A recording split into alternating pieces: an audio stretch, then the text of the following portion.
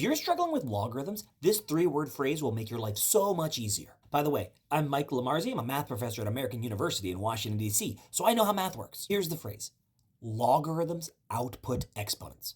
That's it. That's all you need to know. Logarithms output exponents. Here's what I mean. What usually happens is you're working on an exponential problem and you get to this point. 2 to the x is equal to 32. And we'll get stuck because you can't divide both sides by 2. You can't subtract 2 from both sides. That x is sort of stuck in the exponent, and we might be thinking to ourselves, what can we do? Well, remember, logarithms output exponents. So we're going to be using a logarithm to bring that exponent down to the ground.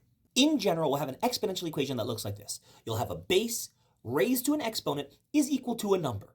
But we can rewrite that exponential equation as a logarithmic equation.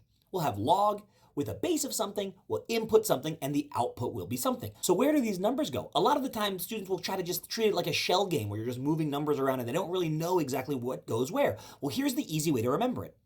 The base of the logarithm is going to be the base of your exponential. The base is the base. And then we're not sure whether the exponent or the number goes inside. Well, remember, logarithms output exponents. So the output on the other side of the equation is going to be the exponent, which means that number has to go inside. So for our equation 2 to the x is equal to 32, we can rewrite that as log base 2, because 2 is the base. It outputs exponents, so the exponent is x, which means 32 goes inside, and we get log base 2 of 32 is equal to x, and that's going to be our answer. X is equal to 5, and that's how logarithms work. When you have a base raised to an exponent is equal to a number, and you're trying to find that exponent, all you need to do is remember logarithms output exponents. Try it yourself, see if you like it.